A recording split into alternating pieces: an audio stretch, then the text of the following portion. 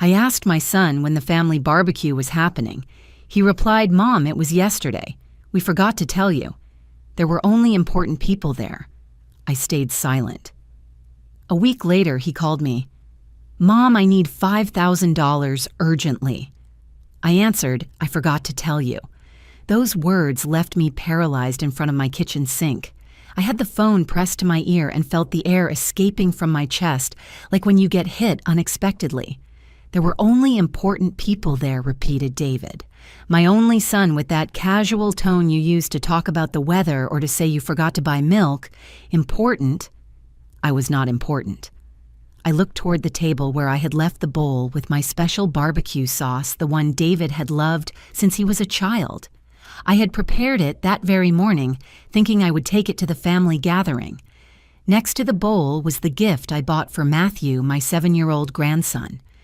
A remote control car that I saw downtown and that cost me 3 weeks of savings.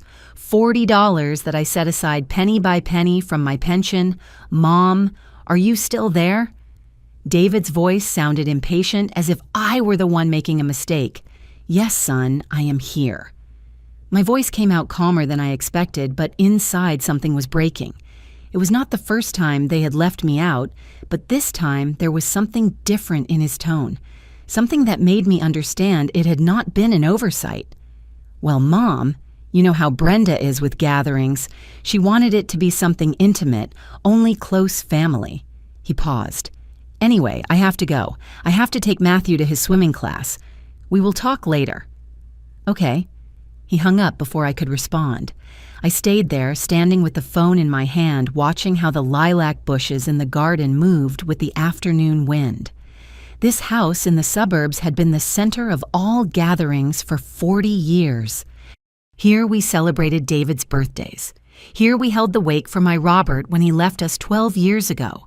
Here Matthew took his first steps, and now suddenly I was not close family. Brenda, my daughter-in-law, the woman who entered our family 5 years ago like a fresh breeze, and who little by little became a hurricane that pushed me out of my own territory. But that afternoon, in front of that sauce and that undelivered gift, I still did not understand how far her plan went. I walked toward the living room and sat in my usual chair, the one next to the window. From there, I could see my grandmother's antique clock hanging on the wall, the one that chimed the hours with a special sound that had accompanied my entire life. It was 4:30 in the afternoon. At that time, I should be arriving at David's house with my sauce and my hug for Matthew, but I was here alone, uninvited. If you asked me what I felt at that moment, I would tell you it was like falling into a very deep well, where your own voice bounces back and no one hears you. Because it was not just about a barbecue, it was about a clear message. Your place in this family no longer exists. What I did not know is that this was just the beginning. Because a week later, when the phone rang again and I saw David's name on the screen, my life was about to take a turn that I had not imagined, even in my worst nightmares. But we will talk about that in a moment. First, I need you to understand who I was before all this. Because to understand how I fell so low, you need to know from what height I began to crumble. If this story is touching your heart, like and subscribe to the channel Elderly Stories so you can continue hearing real testimonies like this one. My name is Olivia. I am 68 years old, and for most of my life I was the backbone of my family. I do not say it with arrogance, I say it as a fact. That is how my mother raised me.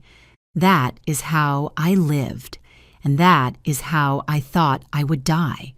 Surrounded by my loved ones, respected, loved. This house, where I now live alone, I inherited from my parents. It is an old construction with high ceilings, mosaic floors, and a garden that my father planted with his own hands. The lilac bushes that I like so much were a gift from my mother when I turned 15, so that you always have color in your life. "Honey," she told me. 53 years passed, and those lilacs continue to bloom every spring, stronger than ever. Here I married Robert. Here David was born here. I built my sewing studio in what used to be the laundry room. For 30 years, I worked sewing prom dresses, baptism suits, alterations of all kinds. My hands were always busy, always creating something beautiful for someone. Robert was an electrician, a hard-working man, quiet, one of those who do not promise the moon, but build you a solid roof. He died of a heart attack 12 years ago when David was 30. It was so sudden that we could not even say goodbye. One Tuesday, he was fixing the wiring in a building downtown, and by Wednesday at dawn, he was gone.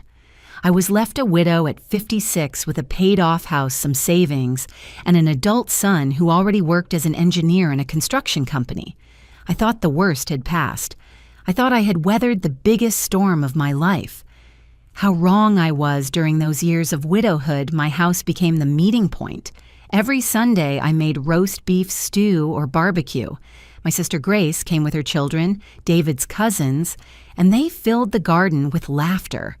Matthew, who was then just a baby, slept in my arms while I chatted with my friends on the porch. Brenda had not yet appeared on the scene. My grandmother's wall clock marked each of those gatherings with its special chime. That clock is more than 100 years old. It is hand-carved mahogany wood with golden Roman numerals and a pendulum that swings with a hypnotic rhythm. My grandmother brought it from the South when she got married, and she always said that as long as that clock continued to tell time, the family would remain united. I believed in that promise as if it were a sacred pact. David met Brenda at a work conference 6 years ago. She was a public relations officer for an events company, pretty self-assured with that type of confidence that comes from being raised in a family with money. From the first time I brought her home, I noticed something in her gaze when she looked around the rooms. It was not admiration, it was evaluation. "What a big house for you alone, Olivia," she told me the second time she came, calling me by my first name as if we were already close friends. "Doesn't it scare you to be here with so much empty space?" "It is my home," I replied with a smile. "Here are all my memories." "Memories do not pay the property tax or the electricity," she replied with a laugh that pretended to be funny, but that left a bitter taste in my mouth. David defended her. "Brenda is right, Mom. You should consider something smaller, easier to maintain." It was the first time my son suggested that I leave the house of my life. It would not be the last. They got married 5 years ago in an elegant hotel downtown, which cost a fortune. Brenda wanted everything big. Imported dress banquet for 200 people, live band and orchestra. I contributed $5,000 from my savings to help with the expenses money I earned sewing for 2 full years. "We will pay you back," Mom promised David. I am still waiting. After the wedding, things began to change little by little, so slowly that at first I did not notice. The Sunday gatherings became bi-weekly, then monthly, until they practically disappeared. Brenda always had an excuse. That Matthew had activities, that she had courses, that David was tired. "Why don't you come to our house instead, Olivia?" she suggested. But when I went, I felt like just another visitor, not like the grandmother of the family. My sewing studio kept running, although with fewer clients than before. The ladies of the neighborhood still looked for me, but my hands were no longer as fast as in my 40s. Even so, that space was my refuge, my place where I was still Olivia, the seamstress, the one who solved problems with needle and thread. I kept my tools in a wooden box that Robert made for me when we celebrated 10 years of marriage. Inside, I have scissors of 3 sizes, needles of all thicknesses, colored threads that look like an organized rainbow. Every time I open that box, I feel that Robert is still here taking care of me. But loneliness has a weight that no toolbox can support. And then came the call about the barbecue. That we forgot to tell you there were only important people that broke me in two. That night, after hanging up with David, I stared at the bowl with the sauce that no one would taste. I threw it down the sink and cried while the water carried away the spices, the garlic, the roasted tomatoes. I felt I was throwing away something more than food. I was throwing away the illusion that I still mattered. What I did not know was that in exactly 7 days, David would call me again. But this time, it would not be to exclude me from a gathering. it would be to ask me for $5,000 with the nerve of someone who believes I am an ATM without feelings. And there, facing that request, something inside me finally woke up. The exclusion did not come suddenly like a slammed door. It arrived like humidity in the walls, slow and visible, until one day you turn around and the whole structure is rotten. After the call about the barbecue, I started remembering other times. Small moments that at the time I justified with excuses, but that now, placed one after another, formed a pattern that turned my stomach. Matthew's 6th birthday, for example. I spent 3 days baking his favorite cake, red velvet with fresh frosting. I decorated it with edible toy cars that I made with fondant because Matthew was obsessed with cars. I arrived at his party with the cake in my hands, excited to see his little face light up. But when I entered the garden of his house, there was already another cake on the table, a huge one from an expensive bakery with a superhero design in 3 tiers. "Oh, Olivia, we didn't know if you were going to be able to come," Brenda told me with that smile I was already starting to know very well. "That is why we ordered this other one. But what a nice detail you brought. We can save it for later." Matthew did not even turn to look at my cake. All the children were around the superhero one, screaming excitedly. I stood there holding my homemade cake like a fool, feeling that my 3 days of work were worth nothing. "Did you not know if I was coming to my own grandson's birthday?" I asked David later when I found him alone in the kitchen.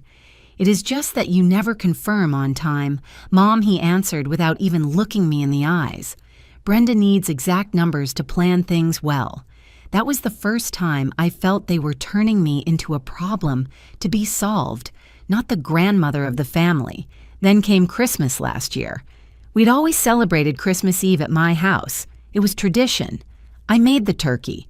Grace brought the side dishes, and among all of us, we set up the dinner while the men put up the tree.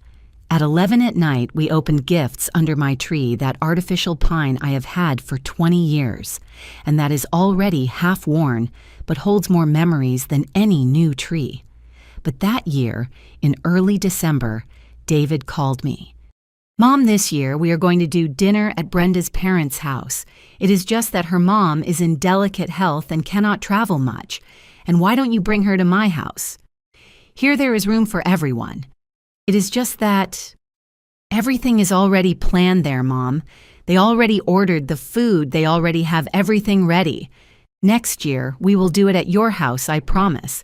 I spent Christmas Eve watching holiday specials on television, eating leftover chicken that I reheated in the microwave. My grandmother's clock struck 12, and each chime reminded me that I was completely alone. Grace invited me to her house, but I told her no. My pride was still intact back then. I still believed that if I acted strong, if I did not show weakness, things would return to normal. How naive I was. In January, Brenda had a birthday. David organized a lunch at an Italian restaurant downtown. They invited me, of course, but when I arrived, I realized they had seated me at the end of the table, far from the birthday girl, among people I did not know. Brenda was in the center, surrounded by her friends, her mom, her sister. They laughed. Toasted took photos that I later saw on Facebook with hashtags like best family and best people. I did not appear in any photo. When the bill came, David approached me. "Mom, can you support us with your share? It is $50.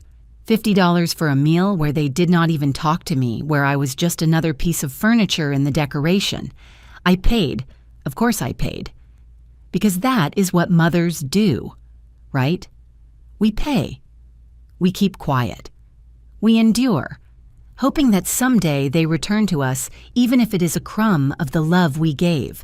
But the straw that broke the camel's back was in March, 3 months before the call about the barbecue. Brenda organized a party at her house to celebrate her promotion at work.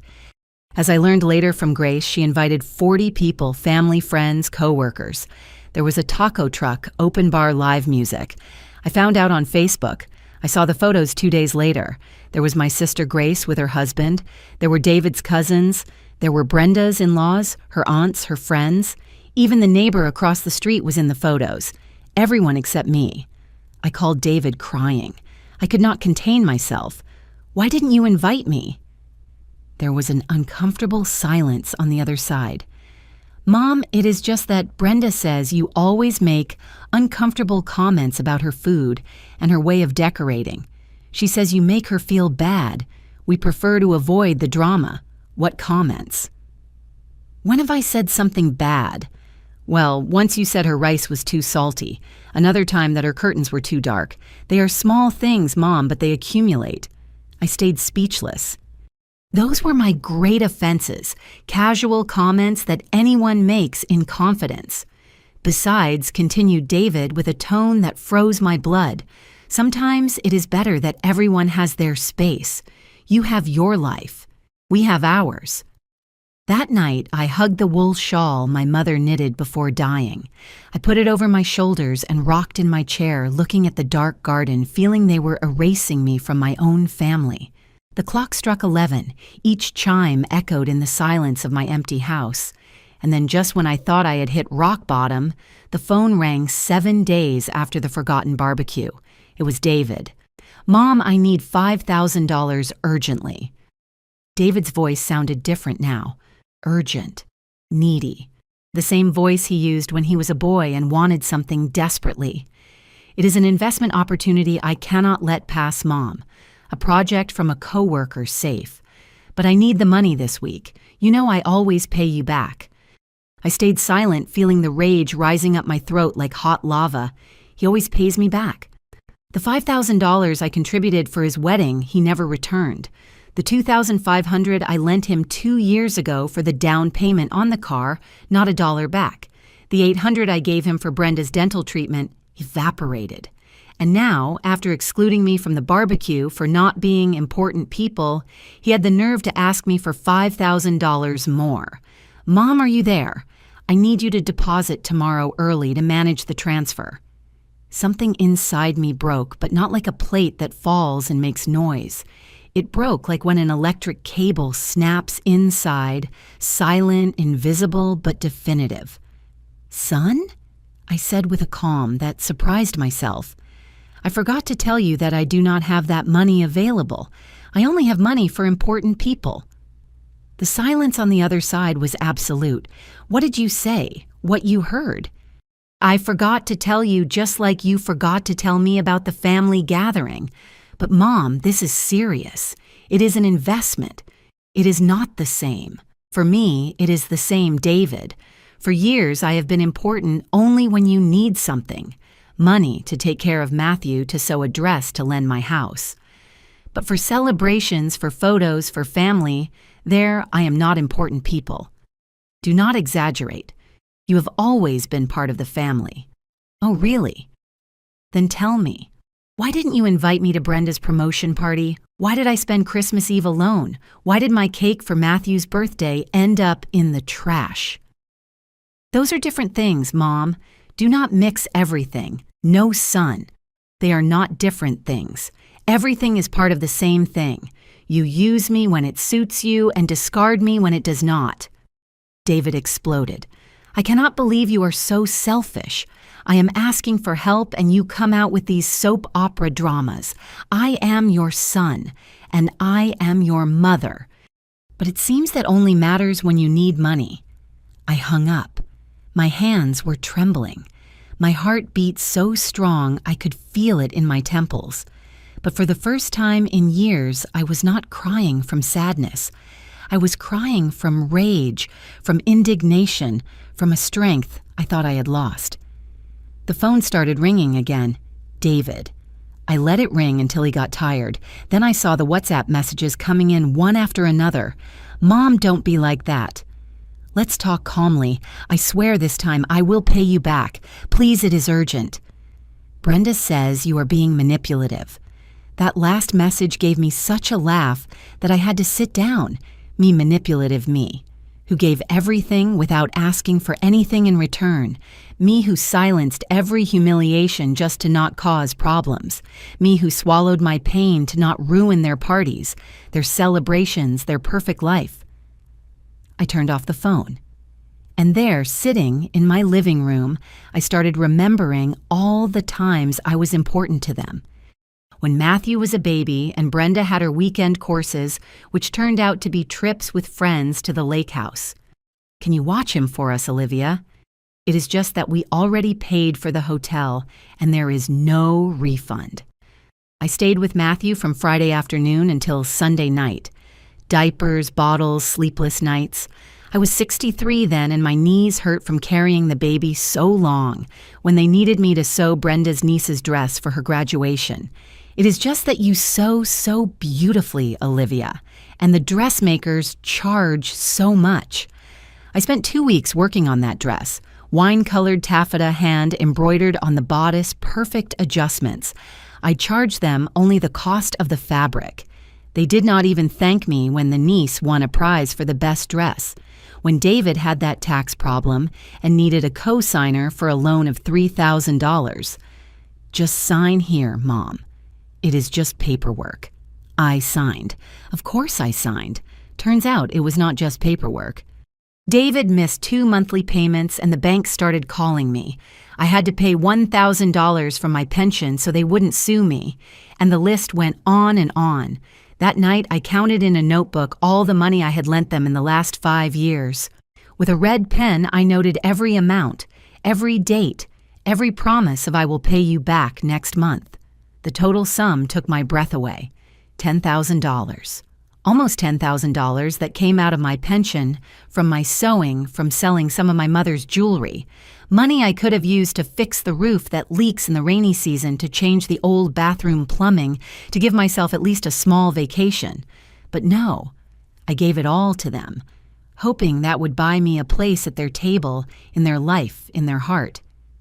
How foolish I was. I closed the notebook and put it in the drawer of my nightstand next to the house deed and my will. And then for the first time in a long time, I started thinking clearly.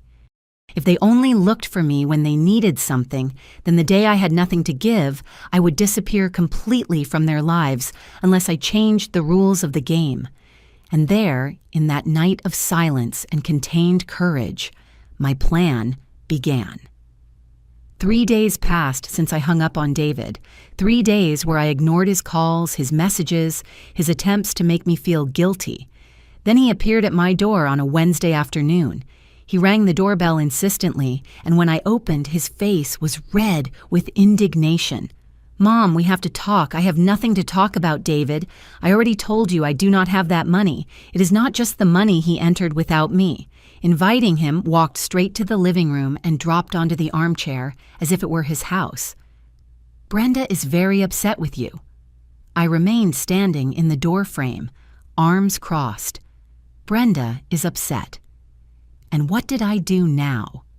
"You told Aunt Grace that we treat you badly, that we exclude you from gatherings.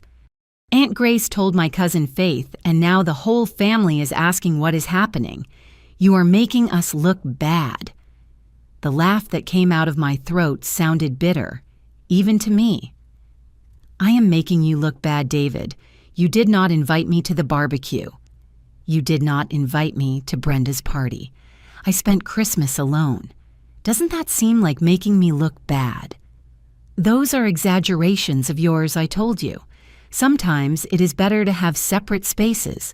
But when you need money, or for me to take care of Matthew, there are no separate spaces, right?" He stood up furious.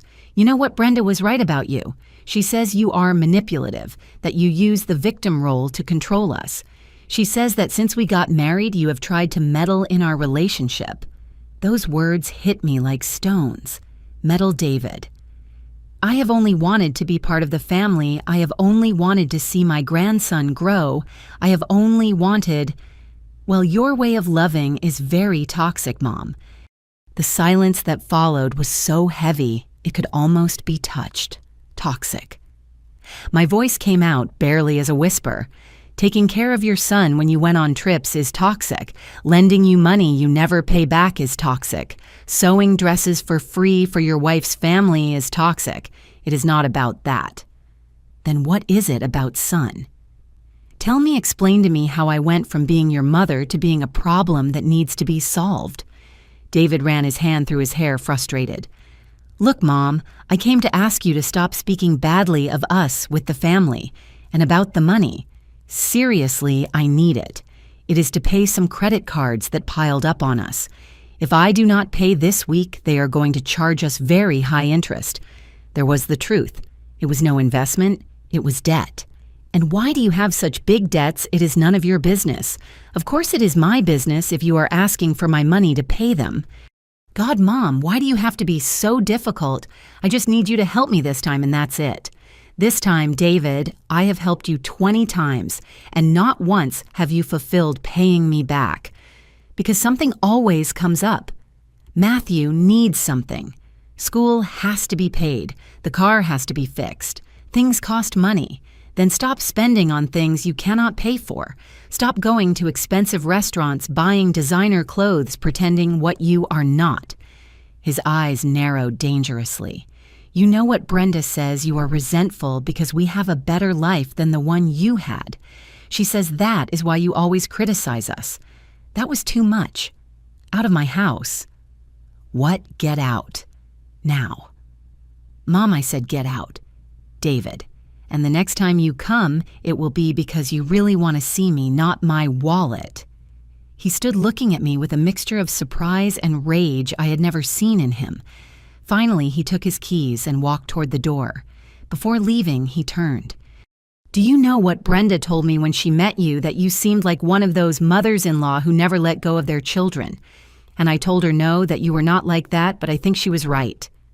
The door closed, and I was left alone in my living room, shaking from head to toe. I let myself fall into my chair next to the window. The lilac bushes moved with the wind, indifferent to my pain.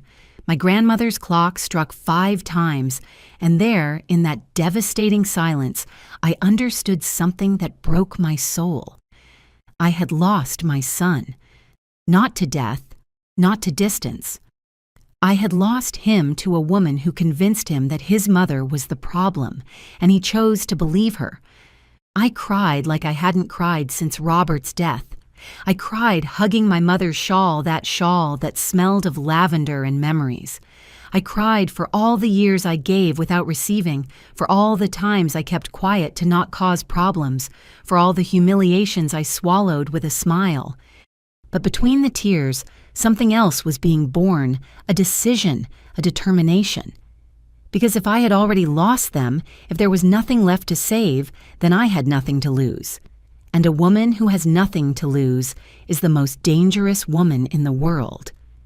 That night I took out my notebook again, but now I did not only note the money they owed me, I noted every humiliation, every exclusion, every lie. I wrote dates, names, witnesses, and began to make calls. The first was to my sister Grace. I need you to tell me everything Brenda has said about me at family gatherings. Everything. Grace did not need begging. In a 2-hour call, my sister uncovered a world I had preferred not to see. Turns out Brenda had been poisoning my image in front of the whole family for years. At gatherings where I was not present, she dropped comments wrapped in concern. Poor Olivia. It is just that, at that age, she gets strange ideas, right?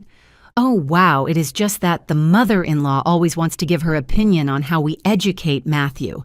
But these are other times, small drops of poison that over time formed a river. Last week, Grace told me with contained rage. At Faith's birthday party, Brenda said you asked David to give you a monthly allowance because your pension is not enough. She said you played the victim to get money out of them. I stayed speechless. Me ask them for money. Grace, it is exactly the opposite. They are the ones who have taken almost $10,000 from me in 5 years. My sister sighed on the other side of the line.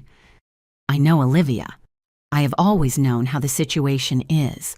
But Brenda is very good at twisting things.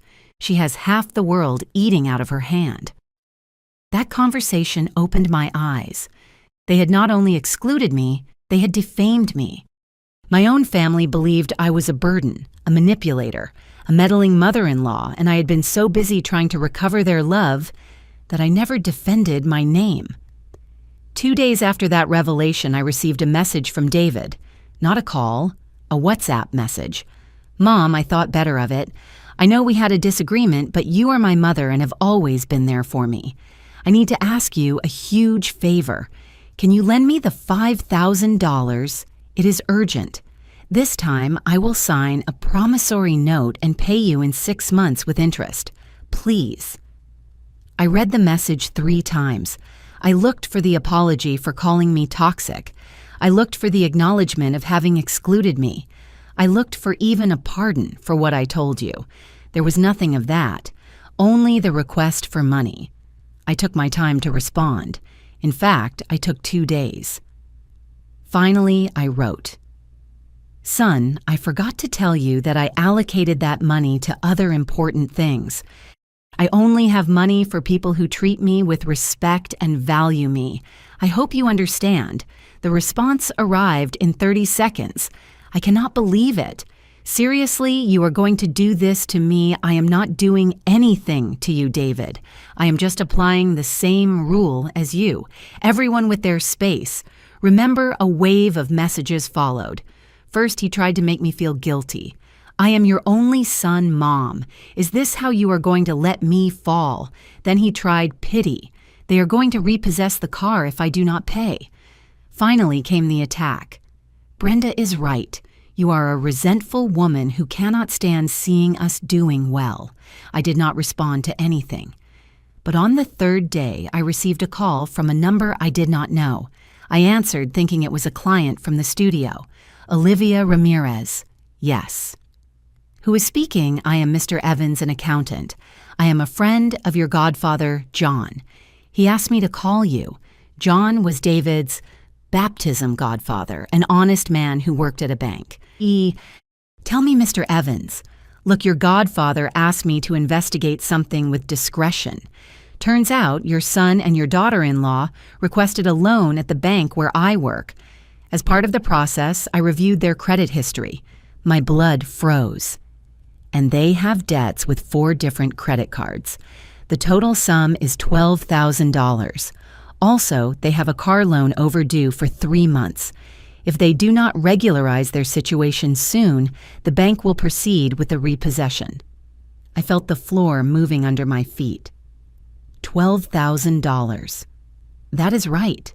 And from what I see in the statements, most of that money went on trips, restaurants, clothes, expenses that are not essential. I thanked him for the information and hung up. I sat at my kitchen table processing what I had just heard. Not only did they have huge debts, but they had built those debts living a life of luxuries they could not afford. And now they wanted me with my widow's pension and my life savings to save their ship, while they kept making holes. That night, I could not sleep. I stayed looking at the ceiling of my bedroom, listening to the tick-tock of my grandmother's clock from the living room. Each chime reminded me of my grandmother's words. While this clock continues telling time, the family will remain united. But what family one? Where they used me as a bank. One where they defamed me, behind my back one. Where my own son preferred to believe his wife before defending me.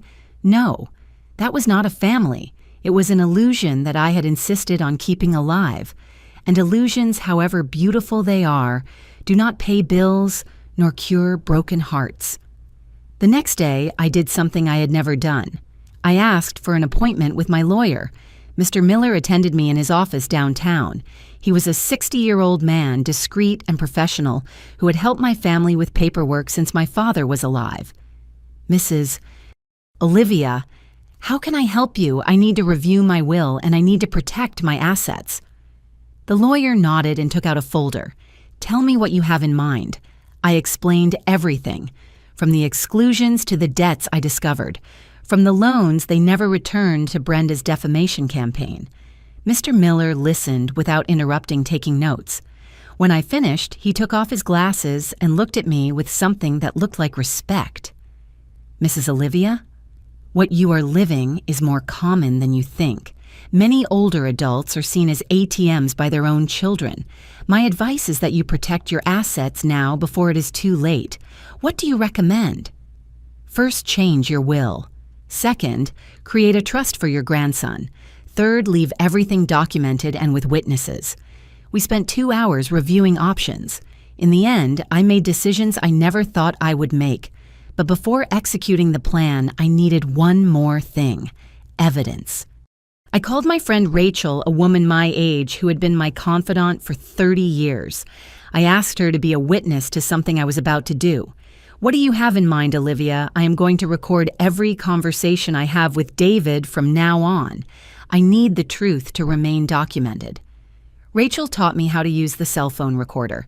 And so, armed with a legal plan and evidence that would accumulate, I prepared for the moment that would change everything.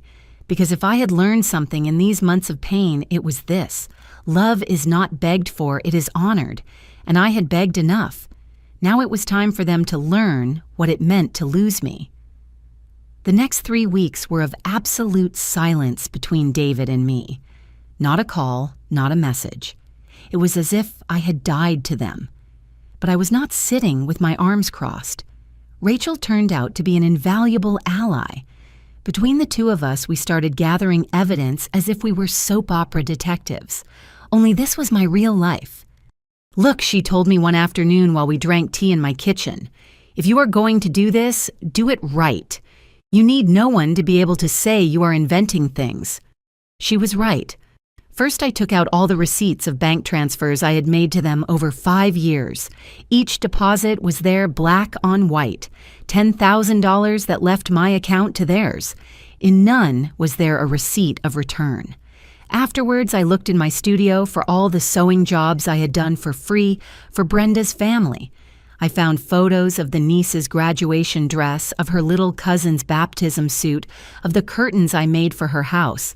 I calculated how much I would have charged if they were normal clients: $2,000 in free work. Then there was the time I took care of Matthew. Rachel helped me make a chronological list. It turned out that in the last 3 years, I took care of my grandson a total of 86 full days. If they had hired a nanny, it would have cost them at least $50 a day. That added up to another $4,300. "Do you realize," Olivia said Rachel while we added up, "you have given them the equivalent of more than $16,000 between money and services, and not a thank you back." Seeing that number turned my stomach. But the most revealing part came when Grace, finally fed up with Brenda's lies, decided to help me. "I'm going to record for you what she said at the last gathering," she whispered to me on the phone. "There is going to be a lunch on Sunday at our cousin Faith's house. I am going to carry my cell phone recording in my bag." On Sunday, Grace arrived at the house at 6 in the afternoon with the audio. What I heard took my breath away. It was Brenda's voice, clear and loud. "Oh, girls, you don't know the drama Olivia makes for me." Now it turns out she got angry because we didn't invite her to a gathering, as if at her age she had to go from party to party. David has explained 1,000 times that we need our space, but she doesn't understand. Another voice, which I recognized as my cousin Faith's. "But didn't she ask you for money often?" Exactly, that is the worst. She asks us for help for her expenses. She says her pension is not enough.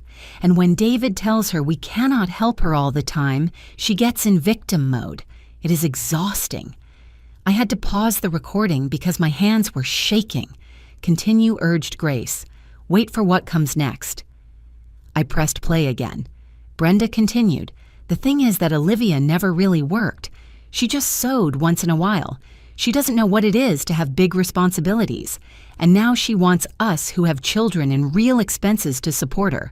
But oh well, she is David's mom. We have to put up with her." Laughter in the background.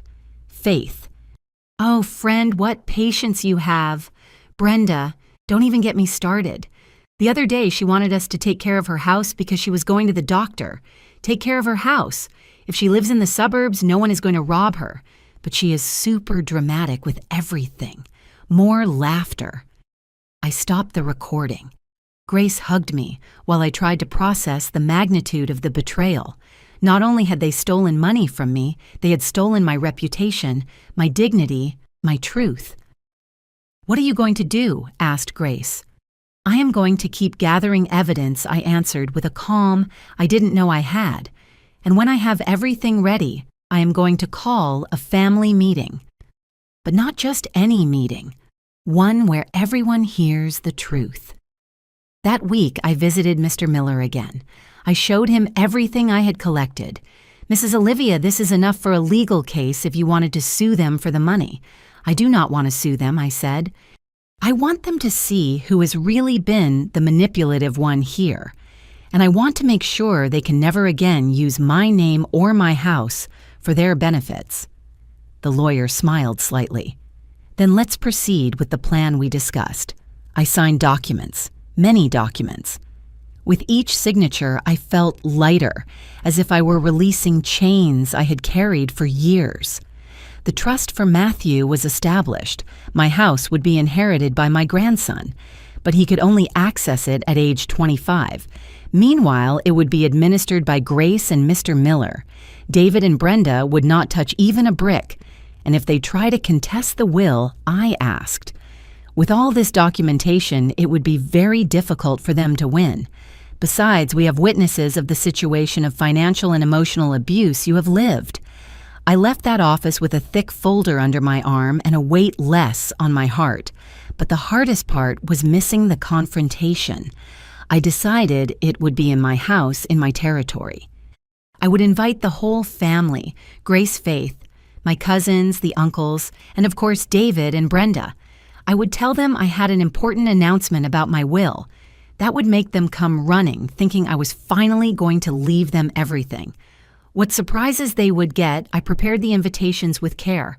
A simple WhatsApp message, important family meeting Saturday, June 20th at 4 p.m. at my house. I have to announce decisions about my assets. It is important that everyone is present. The responses arrived almost immediately. Grace, I will be there, sister. Faith, how intriguing, Aunt. See you there. And the message I was waiting for from David.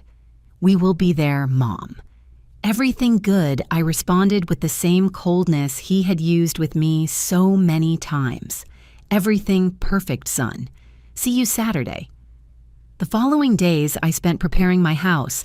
I cleaned every corner, pruned the lilac bushes that were lush, more than ever baked cornbread, and made iced tea.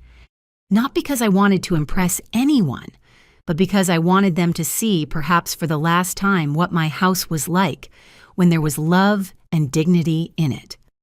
Rachel came to help me on Friday. Are you sure about this? Olivia Moore. Sure than ever. And if they get angry, and if David stops talking to you, definitely I stopped in the middle of the living room holding the duster in my hand. Rachel. He already stopped talking to me. He only looks for me when he wants something. If I lose him after this, in reality, I lose nothing because what was between us I already lost a long time ago. My friend nodded with tears in her eyes. That night before sleeping, I stood in front of my grandmother's clock. I cleaned it carefully, passing a soft cloth over the mahogany wood. Grandmother. I whispered you said that while this clock continued telling time the family would remain united. But sometimes you have to let things break so they can be put back together the right way. The clock struck 11 as it had done for more than 100 years, and I, for the first time in a long time, went to sleep in peace, because I knew that Saturday, whatever happened, finally I would speak my truth. Saturday dawned with a clear sky, the type of perfect day that seems like a lie, as if the universe wanted to give me a last push of confidence. I got up early, took a long bath, and put on my terracotta-colored dress, the one Robert gave me on our last anniversary. I hadn't worn it since his funeral, but that day I felt it was the right moment. I tied my mother's wool shawl over my shoulders and looked in the mirror. The woman who looked back at me was no longer the same one who begged for love 3 months ago. This woman had a straight back and clear eyes. At 2 p.m, Rachel arrived with her husband Henry to help me with the last preparations. Do you have everything ready? She asked while we arranged the chairs in the living room. I pointed toward the dining table. There was the manila envelope that would contain my future and theirs. Inside were copies of all documents, bank statements, transfer receipts, photos with dates of sewing jobs, the transcribed recording of Brenda defaming me, and of course the new will certified by Mr. Miller. All ready, I answered. At 3:30, the family began to arrive. Grace was the first. She gave me a long hug and whispered in my ear, "I am proud of you, sister." Faith arrived with her husband, Curious. The uncles, the cousins, everyone was filling my living room with that anticipatory murmur of, who knows something important is going to happen, but doesn't know what. At 4, sharp, as if they had calculated their arrival to make an entrance, David and Brenda rang the doorbell. I saw them through the curtain before opening. Brenda wore an impeccable white dress and high heels. David dress pants and ironed shirt. They came dressed for a celebration. How wrong they were. "Hello, Mom," said David when I opened, giving me a kiss on the cheek that tasted of acting. Olivia greeted Brenda with that smile that no longer fooled me. "Come in. Everyone is here." I guided them toward the living room.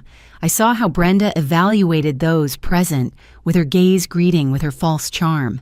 They sat on the main sofa as if they were the guests of honor. I stood in front of everyone next to my grandmother's clock that marked exactly 4:10. Thanks to everyone for coming. I know I said I had an announcement about my assets, and so it is, but before getting to that, I need you to hear some things. The silence installed itself immediately. All gazes were placed on me. I breathed deep. 3 months ago, I called my son to ask him when the family barbecue would be. He answered that it had been the day before and that they had forgotten to tell me because there were only important people. I saw how Brenda tensed. David looked at the floor. That phrase broke something inside me, but what I didn't know then was that exclusion was just the tip of a much bigger iceberg. I took the manila envelope from the table. In this envelope, I have documents that show the truth of what my relationship with my son and my daughter-in-law has been in the last 5 years. The murmur ran through the room. First, we have the bank receipts. In 5 years, I have lent David $10,000, money he asked me for the down payment on his car for his wedding, for dental treatments, for emergencies that were never emergencies. Money he promised to return to me and that I never saw back. I took out the sheets and passed them to Grace to circulate. David turned pale. "Mom, it is not necessary. Let me finish, son." Second, I have here the photographs of all the sewing jobs I did for free for Brenda's family. If I had charged fairly, it would be $2,000. Third, there is the calculation of the time I took care of Matthew while you went on trips. 86 full days that with nanny rates equal $4,300. The sheets were passing from hand to hand. I saw the faces of astonishment of my cousins, the indignation of Grace. That adds up to more than $16,000 in money and services I gave, expecting only one thing to be part of this family. Brenda tried to interrupt. "Olivia, this is—" I raised my hand. I haven't finished. I also have something very interesting here. I took out the transcript of the recording. This is what Brenda said about me at a family gathering 2 weeks ago, a gathering to which, of course, I was not invited. I began to read aloud. Every word she had said about me being a burden about me, asking them for money, about me being dramatic and manipulative. The silence was so dense it could be cut with a knife. When I finished reading, Brenda was red with fury and shame. That is taken out of context," she stuttered. "Seriously, because here I have the full audio if anyone wants to hear it. Faith." My cousin looked at her with contempt. "Brenda, you just made a fool of yourself." David finally exploded. "Mom, this is public humiliation. For this, you brought us." "No, son, I brought you so you could hear the truth, a truth that has been hidden under lies for too long." I approached him and looked him straight in the eyes. "You called me toxic. You told me I was manipulative. You excluded me from your life while taking every dollar you could. And when I finally said no, you threatened me. That Brenda was right about me." Tears began to roll down my cheeks, but my voice did not tremble. "I am not the toxic one, David. I am the one who raised you alone after your father died. I am the one who worked sewing until my fingers hurt so you could have a good education. I am the one who was always there when you needed me." Brenda stood up. "I am not going to listen to this anymore." "Sit down," said Grace, with a voice that admitted no reply. "You are going to listen to everything." Brenda stood there, but did not leave.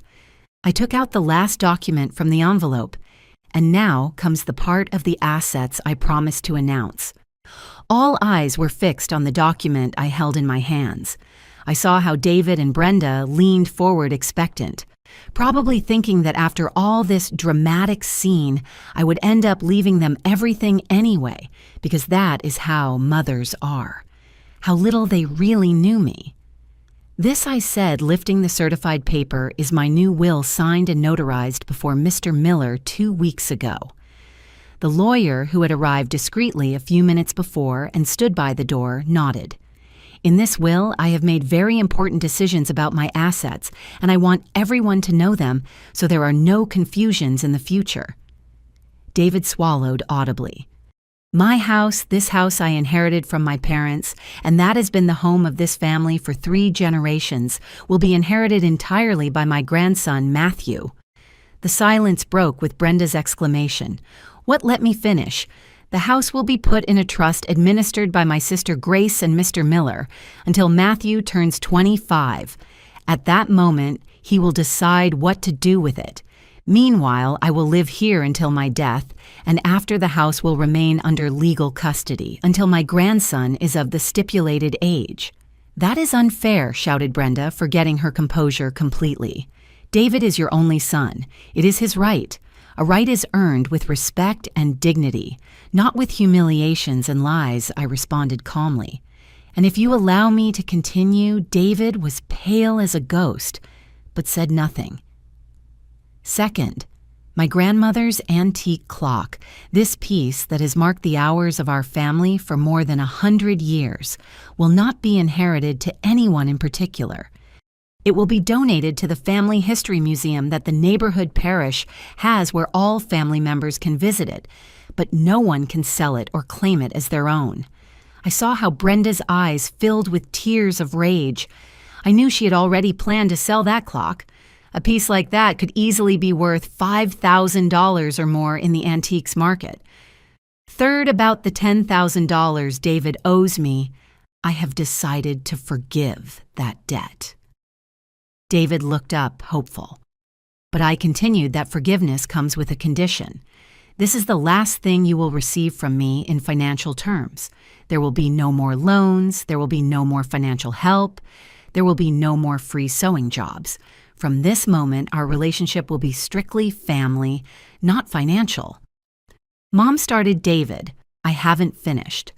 "Fourth, I have established a savings account for Matthew's college education. $1,500 that I set aside from my pension during the last year. That account can only be accessed by him when he turns 18, and solely for educational expenses.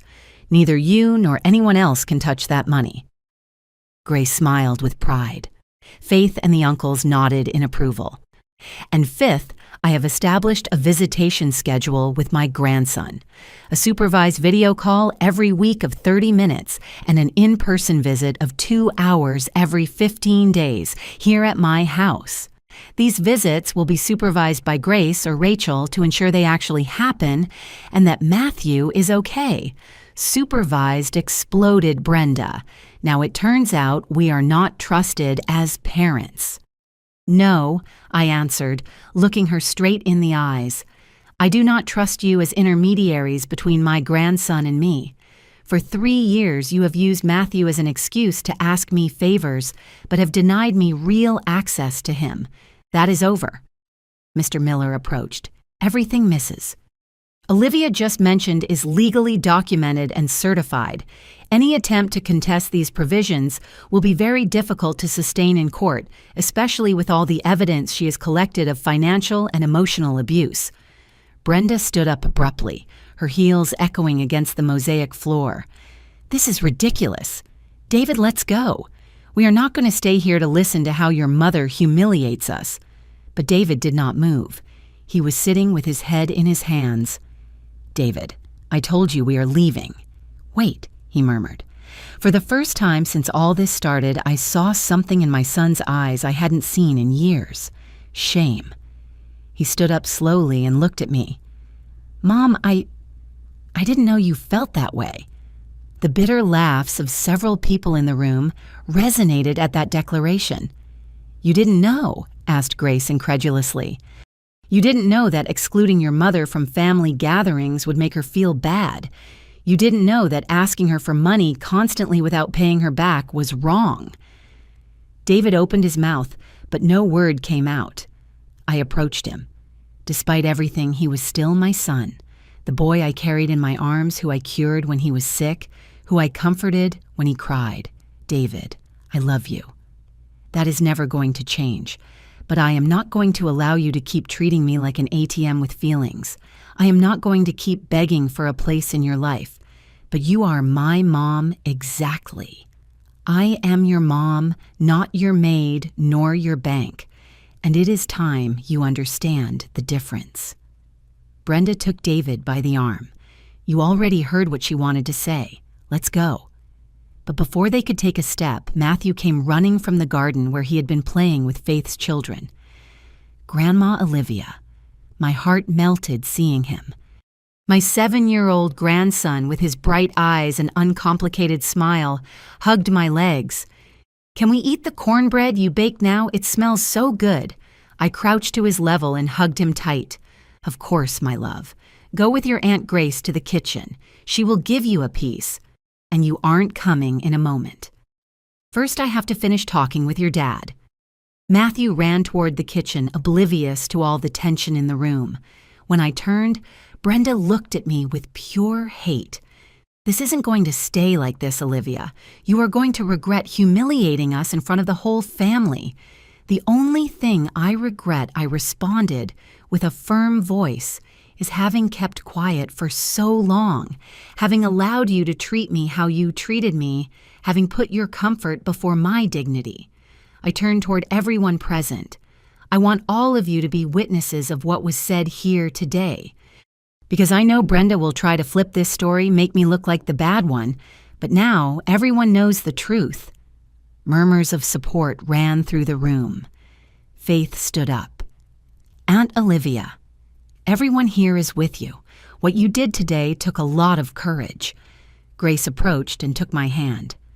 "My sister is right. It was time someone put a stop to these abuses." David finally spoke with a broken voice. "Mom, I need time to process all this. You have all the time in the world, son. But if you want to have a relationship with me again, it is going to be on my terms.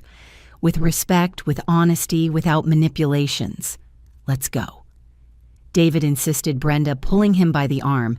This time, he let himself be led. I saw them walk toward the door. Before leaving, David turned one last time. "Can I come talk to you this week? You can come whenever you want, son, but only if you come to talk for real, not to ask for money." He nodded and left. When the door closed behind them, I felt all the weight of the last months finally lift from my shoulders. My grandmother's clock struck 5, and for the first time in a long time, that sound brought me peace instead of sadness. The days after the family meeting were strange. A different silence filled my house, but it was no longer the silence of loneliness, it was the silence of peace. Grace came every day to drink coffee with me. Faith called me to tell me the whole family was on the side of truth. Rachel practically moved into my house during that first week, making sure I was okay. From David, not a word for 5 days. Until Thursday afternoon, he appeared at my door alone without Brenda. He had swollen eyes as if he hadn't slept well in days. "Can I come in, Mom?" I moved aside without saying anything. We sat in the living room in the same place where I had exposed all the truths. My grandmother's clock marked 4 in the afternoon. David rubbed his hands nervously. I had to ask Brenda to leave the house for a few days. I looked at him surprised. After the meeting, we went home and fought for hours. She said you were a manipulator, that all this was theater to make her look bad. But I could no longer keep believing her. His voice broke. I was reviewing our bank statements. You were right about everything. The debts, the unnecessary expenses, the way we lived above our means. Brenda had told me we were fine, but we are about to have the car repossessed and possibly the house. And you just realized I realized before Mom, but I didn't want to see it. It was easier to believe her blame. You justify everything with excuses." He wiped his tears with the back of his hand. "I called Aunt Grace, asked her if everything you said was true. She confirmed everything. The times you spoke badly of me with her never existed. Everything was Brenda defaming you, and I let her do it." The pain in his voice was genuine. But I had learned not to get carried away only by emotions. And now what, David? Do you come to ask my forgiveness, hoping everything returns to how it was before? No. I come to tell you that you were right about everything, and that I understand if you no longer want to know anything about me. That took me by surprise. I was a terrible son. I used you, I ignored you, I humiliated you, and the worst is I let my wife treat you worse than I would ever allow anyone to treat a stranger, much less my mother. He stood up and walked toward the window, looking at the lilac bushes. Dad would have given me a tremendous beating if he saw how I treated you. He always said you were the strongest woman he knew, and I saw you as weak as someone I could take advantage of. What happened with Brenda, I asked her to go to her parents' house for a while. I need to think clearly. I need to decide if I want to continue in a marriage built on lies and appearances. Matthew asks for you every day. My heart squeezed. How is he confused? He doesn't understand why suddenly he can't see his grandmother. I told him it was my fault that I made very big mistakes. We stayed in silence for several minutes. Only the tick-tock of the clock filled the space. Mom, I do not come to ask you to forgive me. I don't even know if I deserve it. I only came to tell you that I am going to try to be better. I am going to fix the disaster of my life. I am going to seek help to handle the debts. And I am going to make sure Matthew grows up knowing the grandmother I had not the mother-in-law Brenda invented. I approached him and put my hand on his shoulder. Son, I never said I didn't want you in my life. I only said I was not going to allow more abuses. If you really want to change, I am going to support you. But things are going to be different. I know, and I accept it. Visits with Matthew remain supervised for 3 months. Afterwards, we will evaluate. Understood. No loans. If you have financial problems, find an advisor. I am not your solution. I will never ask you for money again, Mom. I swear, by Dad's memory.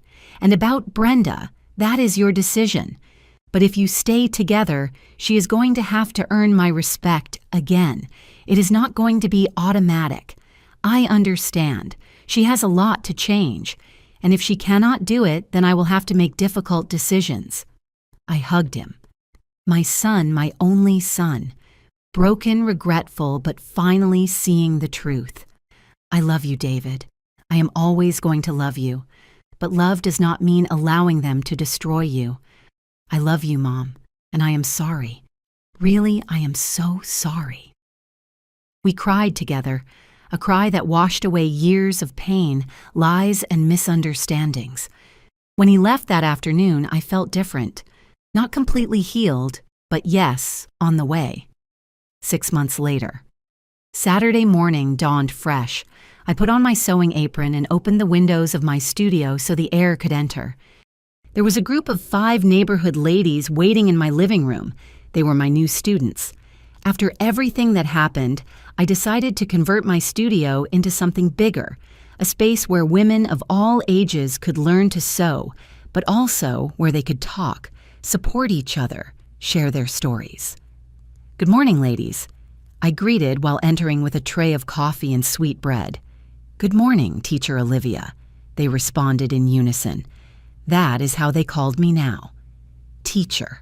I liked it. While I taught them how to make the perfect hem on a skirt, I heard the entrance door. Grandma. It was Matthew. David entered behind him. Alone. Brenda and he had separated 3 months ago. It was a difficult but necessary decision. She refused to accept any responsibility for what she had done, and my son finally found the courage to put a limit. My love. I left the fabric and ran to hug my grandson. "Grandma, look what I made at school." He showed me a drawing of a house with purple lilac bushes. "It is your house." The teacher said we should draw our favorite place. My eyes filled with tears. It is the most beautiful drawing I have seen in my life. David smiled.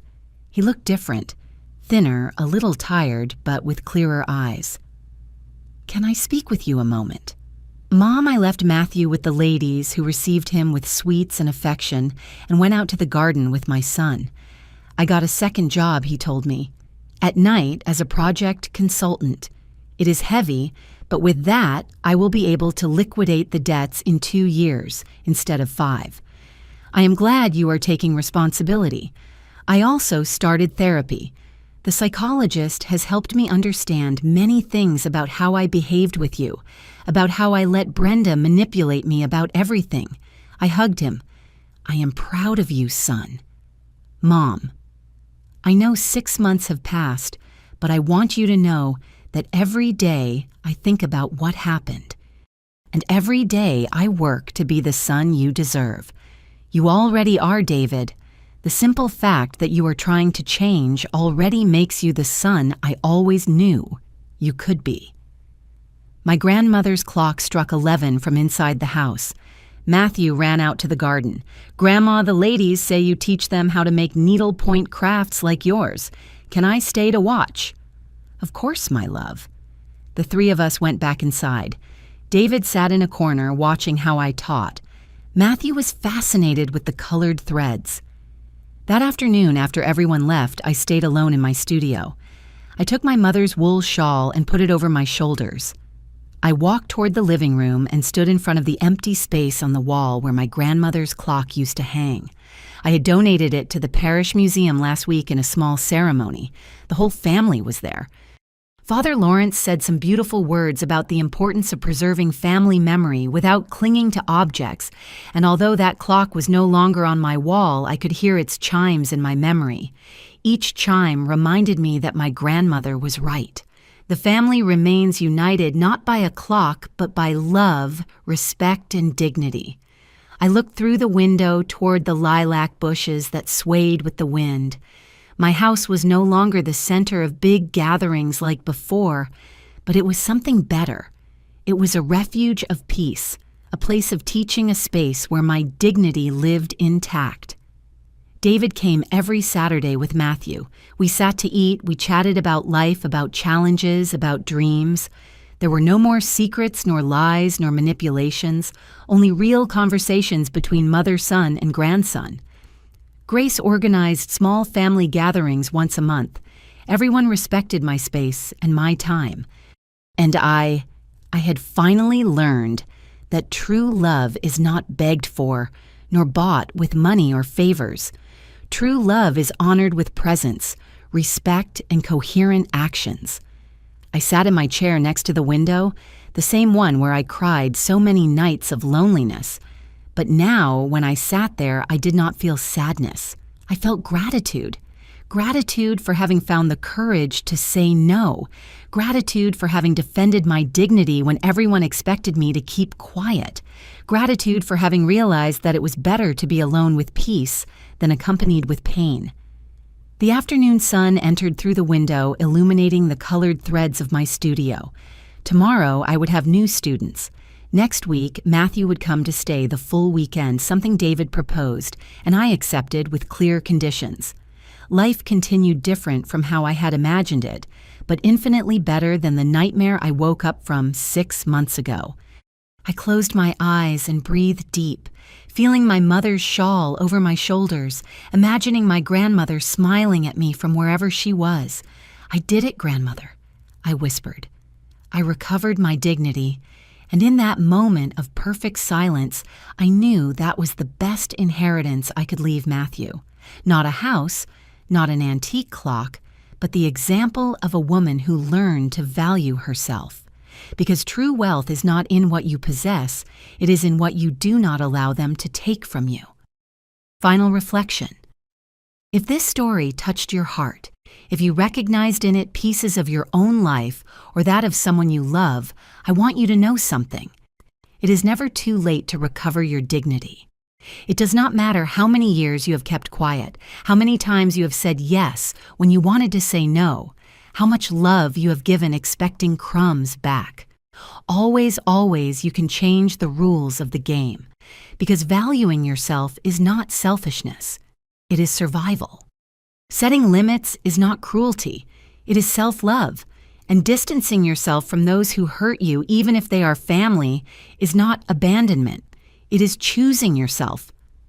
Today I invite you to reflect. Is there someone in your life who treats you like Brenda and David treated Olivia?